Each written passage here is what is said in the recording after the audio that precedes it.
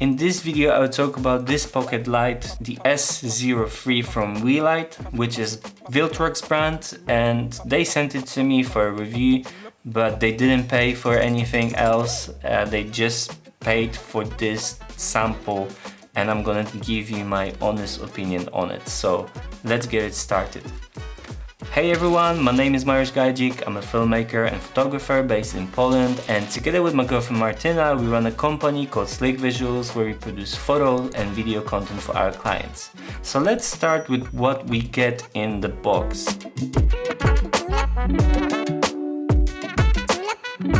And the first thing we get is this cable, which is the USB-C to USB-A cable, and it's gonna be for charging the light. The second thing is this mount for a cold shoe or hot shoe, and we're gonna be able to mount the light on top of our camera with this. And we also get the instruction manual, and we're gonna need that to find out how the light works and what app we're gonna be needing to be using with it. And of course we get the light itself, and it looks like this. It has a LED panel and a diffusion on top of it, and I'll tell you the rest in a minute.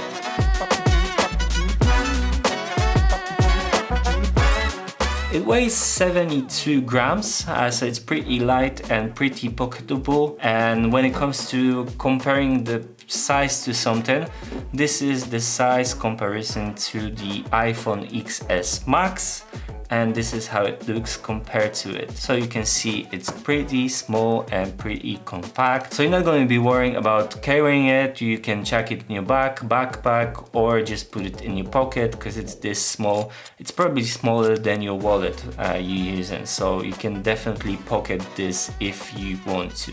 The light also has a built-in battery which will last us for 60 minutes, and we can also plug it into the power bank and use it while charging. So if we want to use it for 3 hours, 4 hours, 6 hours, whatever, we can just plug it in and use it while it's charging. And if the battery dies, we can just plug it in and it's gonna be fully charged in 3 hours.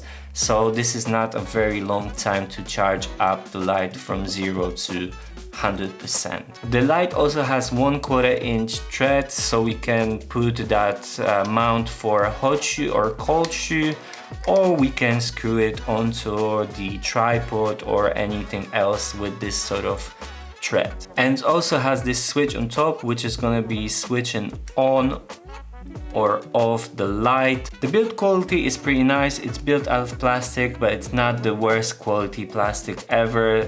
It seems like it's gonna be solid, and it seems like it's not gonna break by itself, but you probably don't want to drop it for multiple times, because if you do, and if it's a massive drop, you're gonna be probably able to destroy it because it's plastic, you know, it's not metal. It can break, but it shouldn't be that easy to destroy it. Other than that, there is no other buttons or anything on the body. There is no screen or anything like that. So you're gonna have to be using the app to control the light. And I'm gonna talk about the functions and the app right now.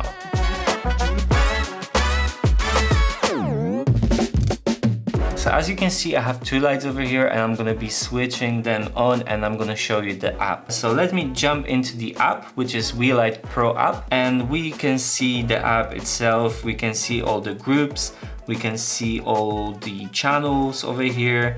We can see all the options. We can change the language, and we can see the version of it. And this is basically how it looks. So now I'm gonna show you the first thing to do. You basically have all those groups, and to assign a light to a group, you need to select the group and switch on the light. So if I select group A, we're gonna switch on the light and we're gonna assign it to this group. So we're gonna do the same with the other light, but we wanna assign it to a group B, for example. And as you can see, it's on. And if I turn off the group B, it's off. And if I turn off group A, this one is off. And if I turn it off altogether, it's turned off altogether. And in this way we can switch them on and off, but also we can control the colors and everything like that. So I'm gonna go into the light A, and I'm gonna change the color temperature, and I'm gonna show you what color temperatures we have available. So we can go all the way down to 2500 Kelvin and all the way up to 8500 Kelvin. And we can also change the tint to -10, so it's more pink, or 10, so it's more green light. And we can also change the brightness of the light, etc, etc. But we also have some presets over here, so we can choose the light presets. We can choose all the different white balances we need over here, and I like it a lot. So we're gonna leave that light white, and we're gonna change the light to the light group B, and we're gonna go to HSL, which is our color wheel to choose the color we want. And as you can see, we have the pink one over here now, we have red, yellow, green, we have cyan, blue, and purple, and we can also choose white and all this sort of colors over here. Let me choose green, for example, and we're gonna leave it like this. But we also have different options to choose the color for RGB, but I don't like this one too much. There is another one over here. It's pretty much the same thing, but on the color space, once again, I prefer the HSL over here to choose the color. We also have color chips, which are presets for colors, so we can choose any of those we want to choose. And we're gonna change them, and we're gonna be able to access all those presets over here, so we can choose them. And those are basically presets from the light gels, so they're gonna be matching to the light gels you're gonna put on top of the light in the studio. So that's pretty nice to have over here. So we're gonna choose this deep purple, for example, and we're gonna be moving on. And now we're gonna be going to the effects, so I'm just gonna switch those lights to one group. So I'm just gonna switch off the B, switch group to A, and I'm gonna turn it on again. And now we have the group A, and if we turn off the group A, we're gonna have all the lights, or both the lights, turned off. But we wanna show you the effects, because we have 26 effects over here, and we have effects like flash, for example. We have burst, for example. This is how it looks. We have blink, where the lights are just blinking. Welding, they're gonna look like you're welding somewhere in the distance or something like that. We have candle light, flame, CCT loop, so it's like a color temperature loop. So it's gonna go to warm and cool color temperature, and it's gonna change like gradually. We have TV, all sorts of things like that. But we also have color effects, like fireworks, like police, like ambulance, like fire truck. They are pretty nice to have if you want to record, for example, a chase of police. Like you drive in a car and the police is chasing you, you can basically use those in your car and simulate the car chase or police car chase, and I like that effect a lot. We have RGB loop. Basically they go through all the RGB colors, and we have emulation of a club, which is going to go crazy. You can have like 10 lights like that, or even more, all over the room, and it's gonna be making like a party mood. And I like they have that effect over here. And you also have this wave of red, wave of green, blue, cyan, and all sorts of other effects like yellow, etc, etc. But which one I like the most is the color picker, and I'm gonna show you now how it works. So basically we have the camera, and we're gonna be able to choose a color from the environment we are in. So I'm gonna choose the red color from the road cable, and we're gonna have that color over here. As you can see, it's red color, and I like the way that we can choose any of those colors from our phone.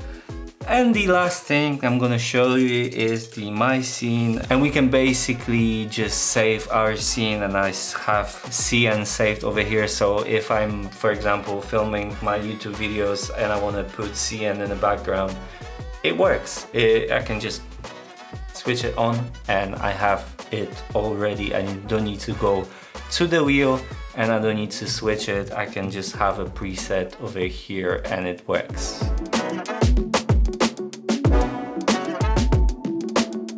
Well, I think those lights are really nice for the price they cost, which is $29. So if you wanna jump in and start using colorful lights, those are gonna be the ones that are gonna be one of the least expensive ones. And I would recommend you, if you're looking for a light like this, to start with something like this and then move your way up to the more expensive ones.